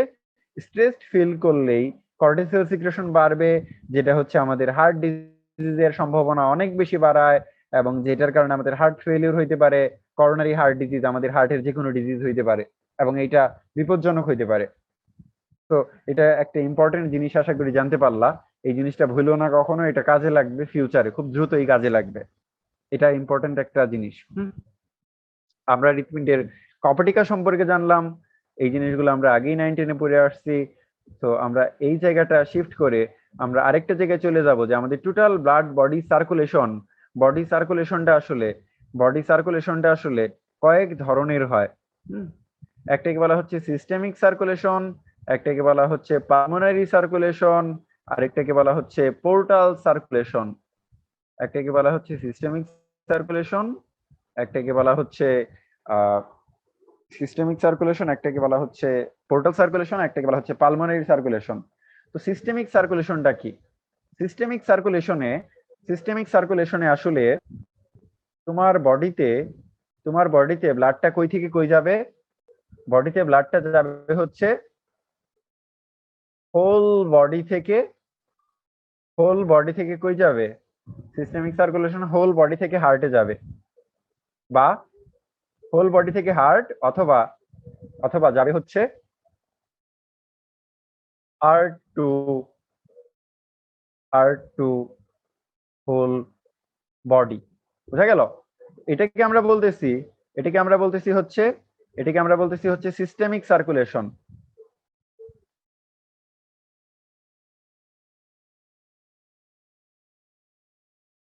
এখন সিস্টেমিক সার্কুলেশন তো আমরা মোটামুটি জানি। এখন আমরা হচ্ছে পালমোনারি সার্কুলেশন সম্পর্কে একটু জানি। পালমোনারি সার্কুলেশন কোনটা? পালমোনারি সার্কুলেশন হচ্ছে যেইখানে অন্তত ব্লাডটা একবার আমাদের আমাদের আমাদের লাংসে যাবে। সেটা হচ্ছে আমাদের ফুসফুস থেকে বডিতে যাইতে পারে, ফুসফুস থেকে আমাদের হচ্ছে ফুসফুস থেকে সেটা আমাদের বডিতে না হার্টে যাইতে পারে, অথবা এটা আমাদের হার্ট থেকে আমাদের ফুসফুসে যাইতে পারে।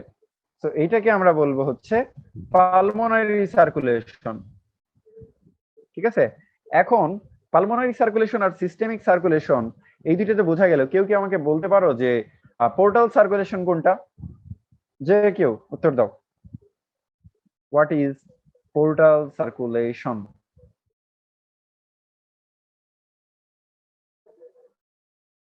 জানো কেউ এটা?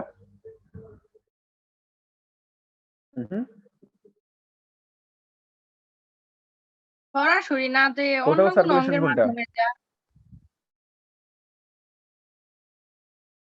আচ্ছা, এইটার ক্ষেত্রে একটু জিনিসটা আলাদা। সেটা হচ্ছে দেখো, পোর্টাল সার্কুলেশনে আমি সবসময় বলি পোর্টাল সার্কুলেশন হচ্ছে আসলে জিনিসটা হচ্ছে এরকম একটা স্টপেজের মতন। তৃতীয় অধ্যায় পড়ানোর সময় এটা নিয়ে আমরা কথা বলছিলাম। দেখো,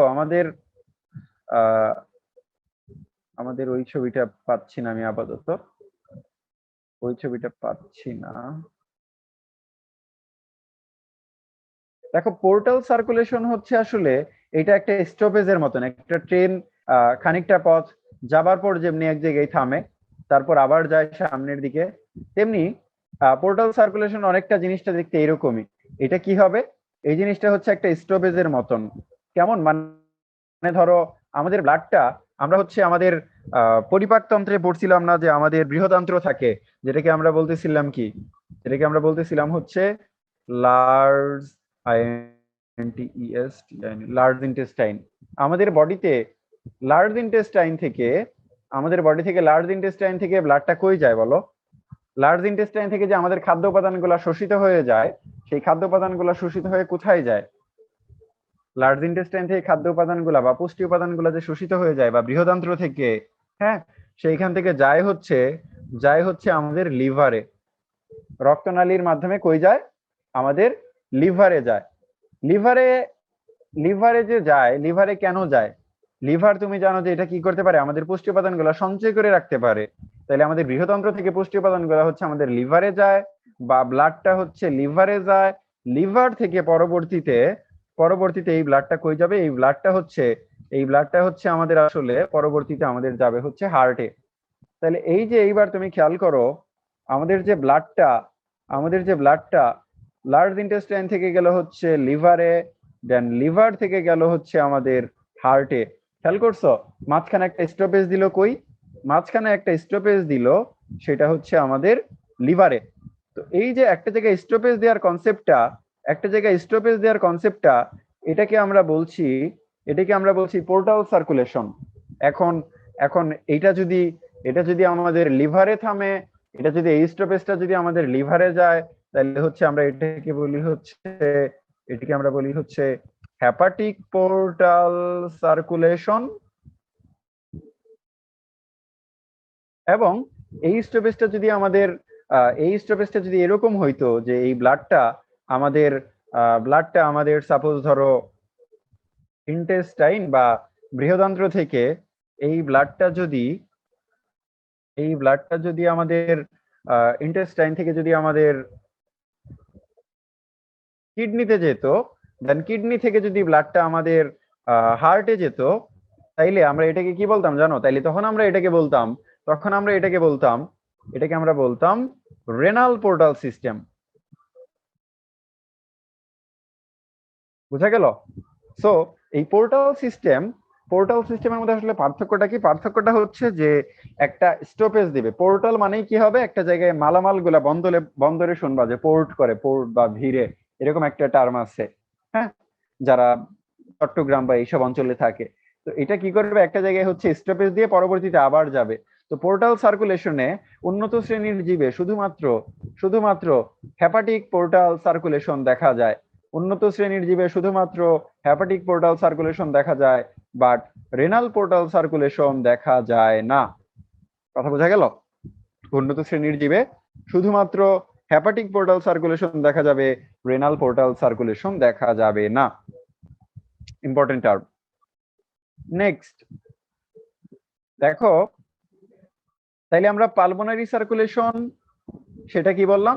সেটা হচ্ছে আমাদের লাং টু হার্ট বা হার্ট টু লাং, এই যে সার্কুলেশন গুলো আছে সেগুলোকে আমরা বলবো পালমোনারি সার্কুলেশন। সিস্টেমিক সার্কুলেশন কি? যেই সার্কুলেশনে ব্লাড কখনো না কখনো হচ্ছে ফুল বডিতে যায়। তো ফুল বডি থেকে হার্টে যাইতে পারে, বা এটা হচ্ছে হার্ট থেকে ফুল বডিতে যাইতে পারে। খেয়াল করছো? বাট সেইটা কোনো না কোনো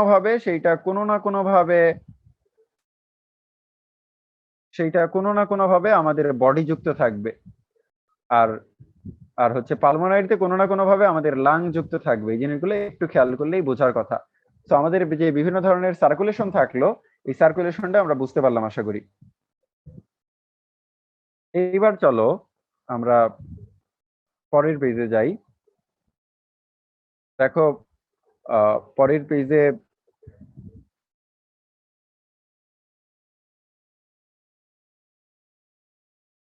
পেজে কিছু ইম্পর্টেন্ট কথা বলা হয়েছে, যেটা আমাদের জন্য দরকার। সেটা হচ্ছে কার্ডিয়াক সাইকেল বা এই যে হৃৎপিণ্ডের যে চক্র, একবার হৃৎপিণ্ডের সংকোচন প্রসারণ হচ্ছে, এই হৃৎপিণ্ডের এই সংকোচন প্রসারণের জন্য সময় লাগে কতক্ষণ? সময় লাগে সেটা অনেক কম, 0.8 সেকেন্ড মাত্র। দেখো এখানে, দেখো 0.8 সেকেন্ড মাত্র সময় লাগতেছে একবার কার্ডিয়াক চক্র সম্পন্ন হইতে। হ্যাঁ, এই কার্ডিয়াক চক্র সম্পন্ন হইতে যে 0.8 সেকেন্ড সময় লাগে, এর মধ্যে কি কি হয়? এর মধ্যে একবার সিস্টল হয়, একবার ডায়াস্টল হয়। ঠিক আছে, একবার সিস্টল হয়, একবার ডায়াস্টল হয়। তো এই সিস্টল অ্যান্ড ডায়াস্টলের টোটাল সময় কতক্ষণ? টোটাল সময় হচ্ছে মাত্র 0.8 সেকেন্ড। তাহলে দেখো কত কম সময়ে হচ্ছে। হ্যাঁ, অনেক কম সময়ে কিন্তু এই ঘটনাটা ঘটতেছে। এখন অনেক কম সময়ে যেহেতু ঘটনাটা ঘটে, তাইলে আমাদের এটা বডিতে কন্টিনিউয়াসলি একটা নির্দিষ্ট ছন্দেই হইতে হবে। সেই জন্য কিছু উদ্দীপনা দরকার পড়ে, যেটার কথা আমরা একটু আগে বলতেছিলাম। এখন সিস্টল মানে কি? সিস্টল মানে হচ্ছে সংকুচন এবং ডায়াস্টল মানে হচ্ছে প্রসারণ।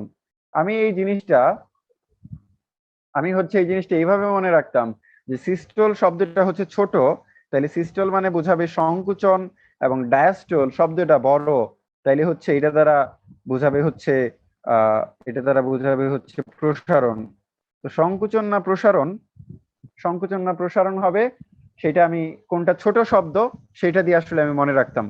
তোমরাও চাইলে আসলে এটা এইভাবে মনে রাখতে পারো। এখন অ্যাট্রিয়ামের সিস্টলের সময় কতক্ষণ লাগে, ডায়াস্টলের সময় কতক্ষণ লাগে? দেখো, মাউস কি,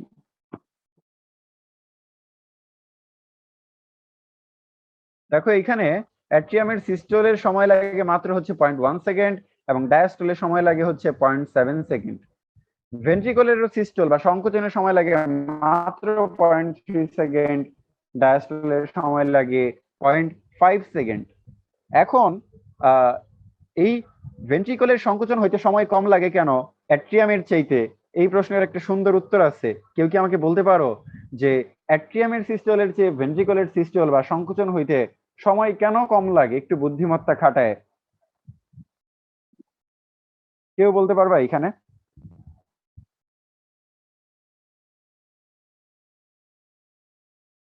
এনিওয়ান ট্রাই করতে পারো, হোক না হোক যেটাই হোক। বললাম অ্যাট্রিয়ামের সিস্টলে সময় লাগে মাত্র 0.1 ভাইয়া সেকেন্ড, প্রশ্নটা আবার বলেন। ভেন্ট্রিকলের সময় অ্যাট্রিয়ামের সিস্টলে সময় লাগে 0.1 সেকেন্ড, ভেন্ট্রিকলের সিস্টলে সময় লাগে 0.3 সেকেন্ড। তাইলে এই সময়ের পার্থক্যটা কেন, মানে অ্যাট্রিয়ামের চাইতে ভেন্ট্রিকলের সময়টা কেন বেশি লাগে?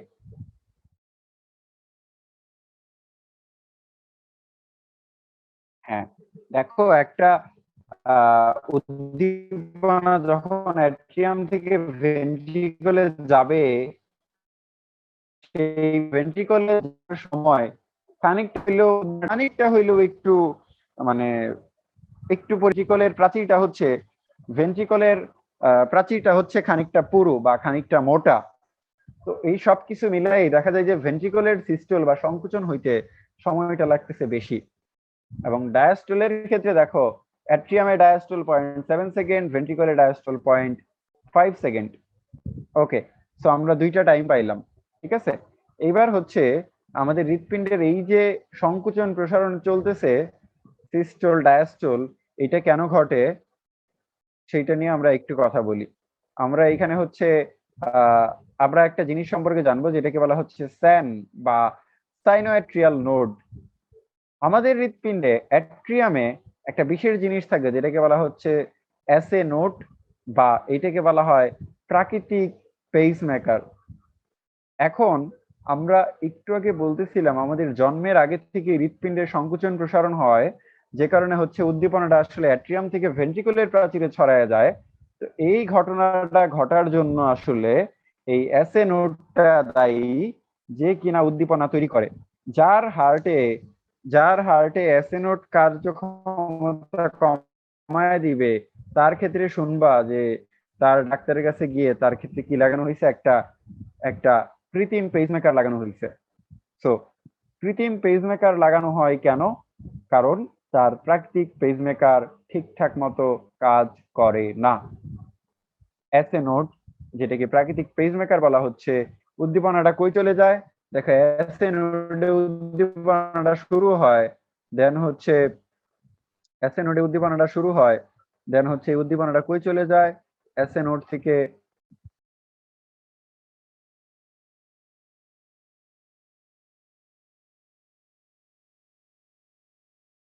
একটু wait,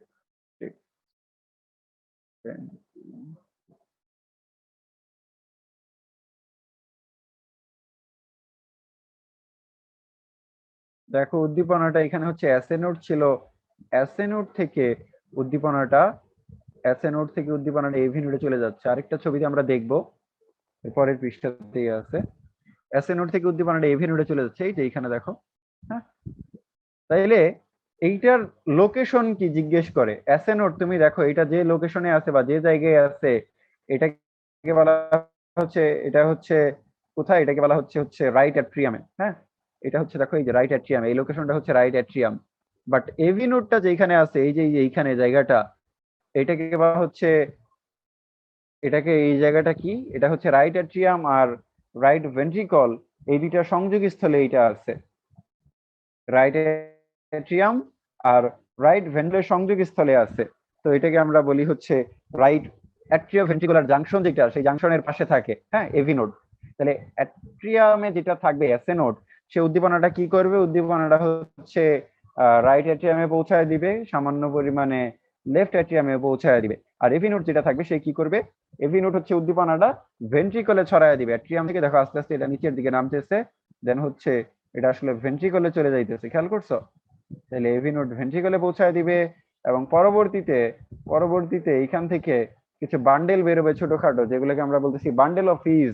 এই বান্ডেল অফ ফিজ, এই যে দেখতেছো গাছের ডালপালার মতো, এই বান্ডেল অফ ফিজ উদ্দীপনাগুলো ভেন্ট্রিকলের প্রাচীরে একদম পরিপূর্ণভাবে ছড়ায় দিবে। তো এইভাবে আসলে অ্যাট্রিয়াম থেকে ভেন্ট্রিকল, ভেন্ট্রিকল থেকে ভেন্ট্রিকলের প্রাচীরে দুই পাশে ছড়ায় পড়বে হৃদ উদ্দীপনাটা। এবং তোমরা যদি এটা যদি উইকিপিডিয়া একটু সার্চ করো তাহলে একটা জিআইএফ ইমোজির মতন পাবা, মানে ছবির মতন পাবা, যেটা হচ্ছে কিভাবে ব্লাডটা পাম্প হয় একদম কন্টিনিউয়াসলি একটা ইসের মাধ্যমে দেখা যাচ্ছে। সুন্দর জিনিসটা, আমি পাইলে ফরওয়ার্ড করে দিব।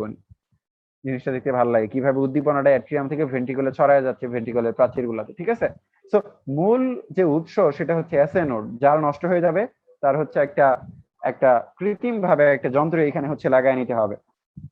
ঠিক আছে, সেই যন্ত্রের আয়ু মাত্র 5 থেকে 10 বছর। সো কেউ একটা যন্ত্র লাগায় লাইফ টাইম যে জীবিত থাকবে এই আশা করাটাও ভুল, আজীবন যে বাঁচবে। যদিও আজীবন কেউ বাঁচে না, বাট এইটা তোমাকে খুব বেশি দিন কৃত্রিম ভাবে বাঁচায় রাখতে পারবে না। সো আমাদের উচিত প্রাকৃতিক ভাবেই যেটা আছে সেটার যত্ন নেওয়া বা আমাদের হার্টকে ভালো রাখা, সেই অনুযায়ী খাবার গ্রহণ করা। আচ্ছা, এবার যদি আসি আমাদের পরের ছবিতে, এই যে ছবিতে দেখো আরো একটু ভালো করে বোঝা যাচ্ছে, এই যেটাকে বলা হচ্ছে ইন্টারনোডাল পাথওয়ে, মানে দুইটা যে নোড থাকে, এসএ নোড, এভি নোড, মাঝে একটা পাথওয়ে, ইন্টারনোডাল পাথওয়ে দিয়ে উদ্দীপনাটা আসলে যাচ্ছে। দেন হচ্ছে আস্তে আস্তে আস্তে আস্তে কি হচ্ছে, ভেন্ট্রিকলের প্রাচীরে ছড়ায় যাচ্ছে। ওকে, তো আমরা ব্যারো রিসেপ্টর নিয়ে একটু কথা বলবো। এটা অনেক important topic, barrow receptor. Barrow receptor হচ্ছে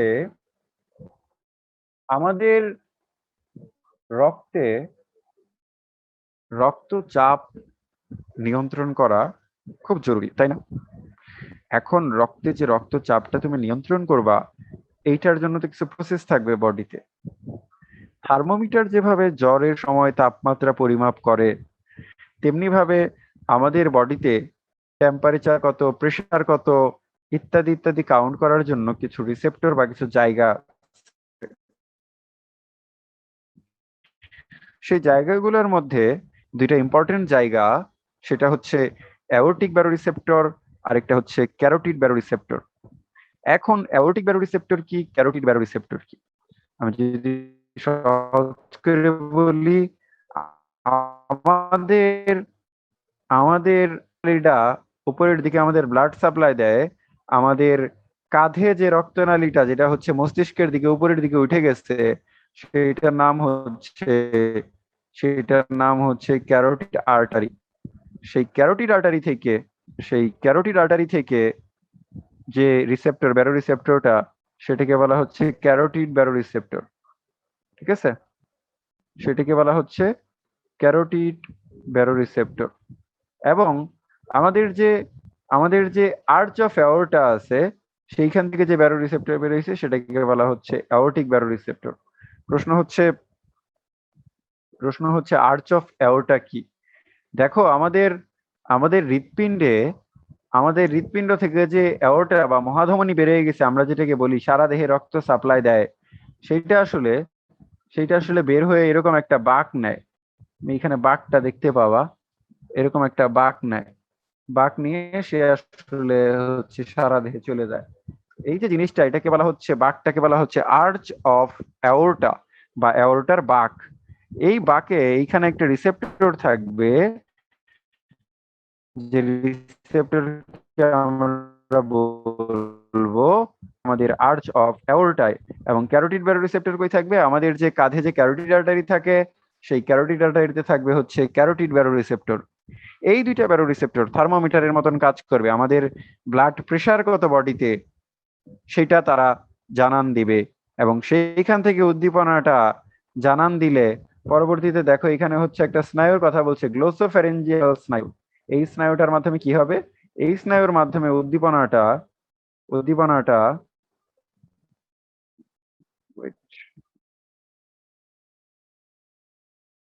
এই স্নায়ুর মাধ্যমে উদ্দীপনাটা আমাদের মস্তিষ্কে চলে যাবে। গ্লোসোফ্যারিঞ্জিয়াল স্নায়ুর মাধ্যমে উদ্দীপনাটা আমাদের কই চলে যাবে, আমাদের মস্তিষ্কে চলে যাবে। তো মস্তিষ্কে চলে যাবার পর মস্তিষ্ক থেকে ভেগাস স্নায়ুর মাধ্যমে পরবর্তীতে আমাদের হার্টে একটা সংকেত আসবে যে তোমার বডিতে হচ্ছে ব্লাড প্রেশার কমে গেছে বা বাড়ছে। এই ঘটনাটা যখন ঘটবে তখন কি করবে জানো, হৃৎপিণ্ড তার সংকুচন প্রসারণ এটা সে কি করবে, বাড়াবে বা কমাবে। দেখো হৃৎপিণ্ড যখন দ্রুত সংকুচিত হইতে থাকবে, দ্রুত প্রসারিত হইতে থাকবে, তখন কি হবে? তখন যে ঘটনাটা ঘটবে, হৃৎপিণ্ড থেকে যে ব্লাড ফ্লোটা, এই যে ব্লাড ফ্লোটা ছিল, এই ব্লাড ফ্লোটা বাড়তে থাকবে। এই হৃৎপিণ্ড থেকে ব্লাড ফ্লোটা যদি বাড়তে থাকে, তখন দেখা যাবে কি হৃৎপিণ্ডের এই ধমনী গাত্রের আর্চ অফ অ্যাওর্টার প্রাচীরে বেশি পরিমাণ প্রেসার দিবে। বেশি পরিমাণ প্রেসারের কারণে আসলে আমাদের এই অঞ্চলে ব্লাডের চাপটা বাইরে যাবে। তো তখন আমরা বলবো হচ্ছে আমাদের বডির ব্লাড প্রেসার বাড়ছে। যখন আমাদের বডির ব্লাড প্রেসার বাড়বে, হৃৎপিণ্ড সংকেত যাওয়ার পর হৃৎপিণ্ড হচ্ছে ব্লাড প্রেসারটা বা তার সংকুচন প্রসারণটা কমায় দিবে। সংকুচন প্রসারণ যদি কমে যায়, আমাদের এই আর্চ অফ অ্যাওর্টা দিয়ে ব্লাড প্রেসারটা কমে যাবে। কমে যাওয়ার কারণে কি হবে বলো? আমাদের হৃৎপিণ্ড থেকে ব্লাড প্রেসারটা বা ব্লাডটা যদি যখন কম বের হবে অ্যাওর্টা দিয়ে, তখন আসলে আমাদের ধমনী গাত্রের চাপ কম দিবে। তার মানে আসলে আমাদের বডির ব্লাড প্রেসারটা কমে যাবে। ব্লাড প্রেসার আর কিছুই না, ধমনী গাত্রে রক্ত যে চাপ দেয় সেটাই আমাদের ব্লাড প্রেসার বা রক্তচাপ, তাই না? সো এই ছিল আমাদের কনসেপ্ট। এইভাবে হৃৎপিণ্ডে তার সংকুচন প্রসারণ নিয়ন্ত্রণের মাধ্যমে যে রক্তচাপ নিয়ন্ত্রণ করে, সেটাকে আমরা বলি উচ্চ চাপ ব্যারো রিসেপ্টর। কি বলি? সেটাকে আমরা বলি উচ্চ চাপ ব্যারো রিসেপ্টর। এইবার আসো নিম্নচাপ ব্যারো রিসেপ্টর। ব্যারো রিসেপ্টরটা পড়ে আজকে আমরা পড়ে শেষ করব, কারণ এই অধ্যায়ে বাকি যা আছে এগুলো বাংলা রিডিং, নিজেরা পড়ে নিবা। নিম্নচাপ ব্যারো রিসেপ্টরে ইম্পর্টেন্ট একটা জিনিস বলছে, সেইটা কি? সেইটা হচ্ছে দেখো, আমাদের নিম্নচাপ ব্যারো রিসেপ্টর যে থাকে, সেটা একটা বিশেষ মেকানিজমের মাধ্যমে আমাদের রক্তচাপকে নিয়ন্ত্রণ করে। এই বিশেষ মেকানিজমকে বলা হয় রেনিন এনজিওটেনসিন অ্যালডোস্টেরন মেকানিজম। হ্যাঁ, এটাকে বলে রেনিন এনজিওটেনসিন অ্যালডোস্টেরন মেকানিজম। এই ক্ষেত্রে রেনিন এনজিওটেনসিন অ্যালডোস্টেরন তিন ধরনের। দেখো রেনিন এনজিওটেনসিন অ্যালডোস্টেরন মেকানিজমে আসলে কি হয়? রেনিন এনজিওটেনসিন অ্যালডোস্টেরন মেকানিজম আমাদের রক্তচাপ যদি কমে, সেটা শুধুমাত্র আমাদের রক্তচাপকে কি করতে পারে? বাড়াইতে পারে, নট কমাইতে পারে। কমানো পসিবল না। তো মনে রাখো, রেনিন এনজিওটেনসিন মেকানিজম শুধুমাত্র আমাদের রক্তচাপ বাড়াইতে পারে, কমাইতে পারে না। ওকে, সো রেনিন এনজিওটেনসিন মেকানিজম নিয়ে পড়ার আগে আমরা একটু জেনে নেই রেনিন এনজিওটেনসিন মেকানিজমে আসলে কি কি পার্টস অংশ নেয়। হ্যাঁ, কি কি পার্টস অংশ নেয় বা কি কি অংশ নেয়। তার প্রথমে আমরা হচ্ছে লিভার অংশ নিবে এই ক্ষেত্রে। তারপরে আমরা কিডনির কথা শুনবো, তারপরে আমরা লাংস বা ফুসফুসের কথা শুনবো, তারপরে হচ্ছে আমাদের রক্তনালী বা ব্লাড ভেসেল, এই জাতীয় কথাবার্তাগুলো আসবে। ওকে, তো চলো আমরা আসলে রেনিন এনজিওটেনসিন মেকানিজমে যখন দেখবে আমাদের বডিতে ব্লাড প্রেসার কম, ব্লাড প্রেসার বাড়ানোর জন্য আমাদের লিভার থেকে একটা জিনিস সিক্রেশন হবে, যেটার নাম হচ্ছে এনজিওটেনসিনোজেন। এনজিওটেনসিনোজেন সিক্রেশন হবার পর এনজিওটেনসিনোজেন এটা নিষ্ক্রিয় অবস্থায় থাকে। আমাদের কিডনি থেকে একটা জিনিস সিক্রেশন হবে, যেটার নাম রেনিন। তো রেনিন যেহেতু কিডনি থেকে সিক্রেশন হবে, সে কি করবে?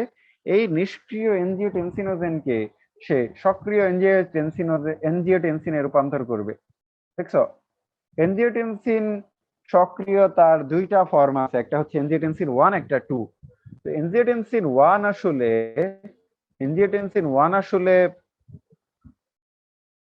কাজ যেটা করে, সে হচ্ছে খুব বেশি কাজ করতে পারে না, খানিকটা কম কাজ করে। এই জন্য আমাদের হচ্ছে লাংস বা ফুসফুসের সহায়তা একটা পদার্থ আসে, সেটার নাম এসিই, angiotensin converting enzyme.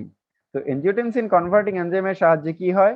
Angiotensin 1টা angiotensin 2তে পরিণত হয়ে যায়। এনজিওটেনসিন 2তে পরিণত হয়ে যাওয়ার কারণে সে কি করে? দেখো, অনেকগুলা কাজ করে। সবচেয়ে গুরুত্বপূর্ণ যে কাজটা করে, সেটা হচ্ছে আমাদের এই যে রক্তনালী থাকতেছে, ব্লাড ভেসেল, এই ব্লাড ভেসেলকে কি করে জানো? এই ব্লাড ভেসেলকে সে হচ্ছে সংকুচিত করে ফেলে। ব্লাড ভেসেলকে প্রেসার দিয়ে সংকুচিত করে ফেলে। তো ব্লাড ভেসেল যদি সংকুচিত হয়ে যায়, তাহলে দেখা যাবে কি জানো? এটার মধ্যে হচ্ছে রক্তচাপ, সেম পরিমাণ রক্ত যখন এটা দিয়ে ভিতর দিয়ে প্রবাহিত হচ্ছে, তখন দেখা যাবে যে রক্তচাপ বাইরে গেছে। হ্যাঁ, তো আলটিমেটলি রক্তচাপ বাইরে যাবে, রক্তচাপ বাইরে যাওয়ার কারণে আমাদের আসলে কি হবে, ব্লাড প্রেশারই বাইরে যাবে। কারণ ধমনী গাত্রে যদি রক্তচাপ বেশি দেয় তাহলে তো আমরা সেটাকে বলতে পারি আমাদের ব্লাড প্রেশার বেড়ে গেল। সো এটা হচ্ছে একটা ঘটনা, রেনিন এনজিওটেনসিন মেকানিজমে এই ঘটনাটা ঘটবে, নাম্বার 1। নাম্বার 2 কি হবে? নাম্বার 2, এই যে আমরা এনজিওটেনসিন 2 এর কথা বললাম, এনজিওটেনসিন 2 কিছু গুরুত্বপূর্ণ কাজ করবে। কি করবে? সে দেখো আমাদের এনজিওটেনসিন 2 আমাদের বৃক্কের উপরে থাকা একটা গ্রন্থি আছে যার নাম হচ্ছে অ্যাড্রিনাল গ্ল্যান্ড। কি গ্ল্যান্ড? নাম হচ্ছে অ্যাড্রিনাল গ্ল্যান্ড। এখন সে এই অ্যাড্রিনাল গ্ল্যান্ডে আসলে অ্যাড্রিনাল কর্টেক্সকে সক্রিয় করে এখান থেকে একটা পদার্থ সিক্রেশনে হেল্প করবে যেটার নাম হচ্ছে অ্যালডোস্টেরন। তো অ্যালডোস্টেরন কি করবে? অ্যালডোস্টেরন সিক্রেশনের মাধ্যমে আমাদের বৃক্কে হচ্ছে যে পানি শোষণ থাকে সেই পানি শোষণ নিয়ন্ত্রণ করবে এবং সোডিয়াম আয়ন শোষণ নিয়ন্ত্রণ করবে। অ্যালডোস্টেরন কি করবে? আমাদের বৃক্কে হচ্ছে সোডিয়াম আয়ন শোষণ বাড়ায় দিবে। তো বৃক্কে যদি সোডিয়াম আয়ন শোষণ বাড়ায় দেয়, রক্তে তাহলে লবণ বাইরে যাবে। রক্তে যদি লবণ বাড়ে, সোডিয়াম আয়ন কি করে জানো? রক্তে হচ্ছে পানি ধরে রাখতে হেল্প করে। তাইলে আমাদের রক্তে আসলে সোডিয়াম আয়ন বাড়ার সাথে সাথে অ্যালডোস্টেরন সিক্রেশন বাড়ার কারণে আমাদের রক্তে আসলে পানির পরিমাণও বাইরে যাবে। তাহলে রক্তে যদি পানির পরিমাণ বাড়ে তাহলে রক্তের আয়তন বাড়বে। রক্তের যদি আয়তন বাড়ে তাহলে আমাদের রক্তে বেশি পরিমাণ আয়তন যুক্ত রক্ত আমাদের কি করবে? ব্লাড প্রেশারটাও বাড়ায় দিবে। খেয়াল করছো? সো এইটাকে বলা হচ্ছে রেনিন এনজিওটেনসিন অ্যালডোস্টেরন মেকানিজম, যেখানে হচ্ছে আমাদের রক্তের আয়তন বাড়ানোর মাধ্যমে রক্তচাপ বাড়ায়। অ্যান্ড সেকেন্ডলি আমাদের ব্লাড ভেসেল, যেটাকে আমরা এখানে দেখলাম যে রক্তনালী, সেই রক্তনালীর সংকুচনের মাধ্যমেও আমাদের রক্তের চাপটাকে বাড়ায়। So renin angiotensin aldosterone mechanism আমাদের শুধু রক্তচাপ কম থাকলে বাড়াইতে পারে, বেশি থাকলে কমাইতে পারে না। এই ছিল আমাদের রক্তচাপ নির্ণয়ের 2টা মেকানিজম। তো আমাদের আজকের ক্লাস মোটামুটি এতটুকুই।